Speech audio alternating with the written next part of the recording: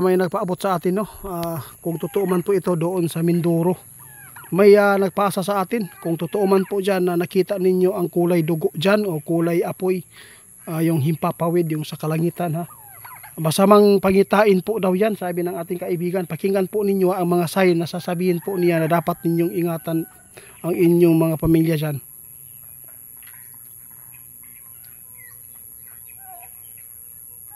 Naku guys, masama talaga ang sign na yan, ha. Yung nakita po ninyo dyan na kulay apoy, no, parang dugo, marami yang mga sign, sunog, no, sunog, lindol. Ano pa kaibigan ang mga sign para malaman nila? Sa lahat ng makapanood sa atin, ha, baka hindi pa rin nyo napansin ba noon, baka hindi pa rin nyo nakita itong mga sign na binanggit namin ng ating kaibigan na hindi pa nyo nasagupa nung bata pa kayo. Kapag mayroon po, mag-ingat na kayo kasi may mga babala yan. Ano pa? Tulad ng ibon, na maraming ibon, libo-libo na nasa taas, no? Naglipad-lipad dyan. Ibig sabihin yan, may paparating na super typhoon, bagyo. Ano pa? Tulad po ng isda na nakikita niyo dyan na kakaibang isda, no? Malalaki. Nasa dalampasigan nyo nakita. Kapag yan, ang ibig sabihin yan, may malaking pagbaha at pag-ulan. Yun po guys, no? Baha na guys, paminaw yun mo. Kung saan pa kaibigan? Oo nga. Alam po ninyo ang mga sign guys na hindi pa ninyo nakikita doon kayo ay lumaki ngayon. Kapag nakikita po niyo ngayon sa lugar niyo, kapag kakaiba, mag-ingat na kayo, no? Kasi marami talagang instrumento para ibigay sa tao para makapaghanda. Kung baliwalain ninyo, wala mo igingon.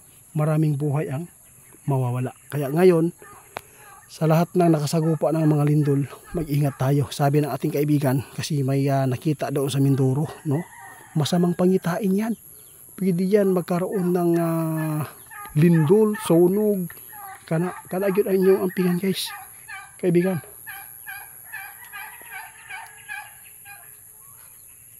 Kung naalala pa ninyo yung mga binanggit po namin na mga sign guys, ha, ng mga duwindi na nakikita, kapag yun makita nyo sa inyo, kailangan na talaga na ihanda niyo sarili.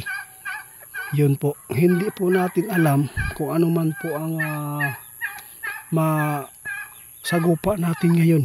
Tapos na ang 7.6 magnitude dito sa Mindanao. Ngayon sa Surigao naman 6.2.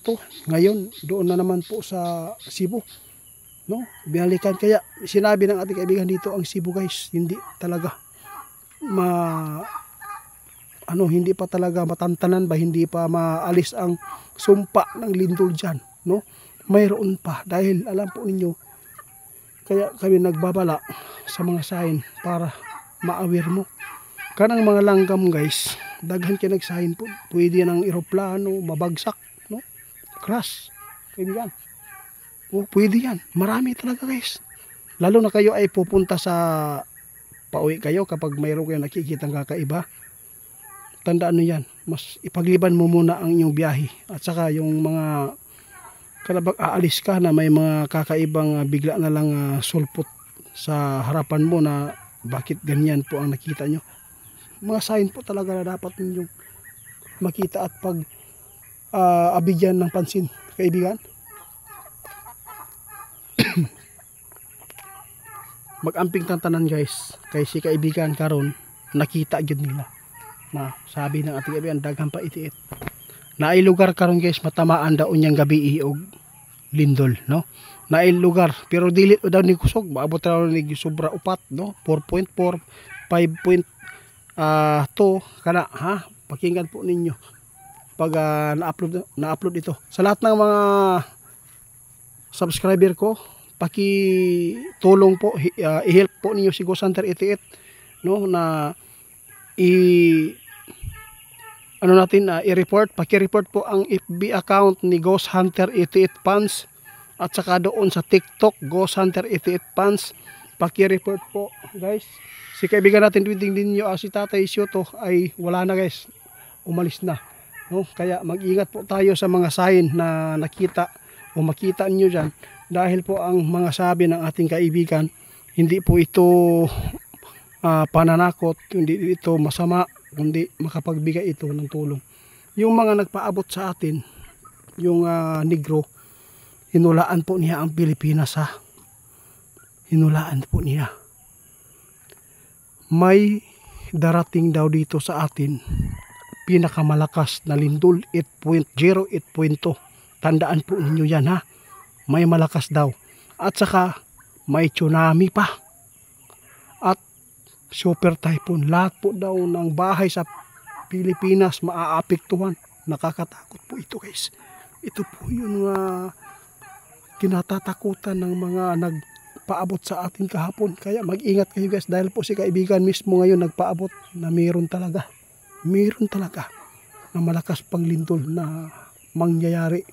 Mag-ingat po talaga ang bagyo ngayon ha, bagyo sa La Union ha, mag-ingat kayo. Nakita po talaga ng ating kaibigan na may maghanap dyan. At ngayon dito tayo magtatapos, no?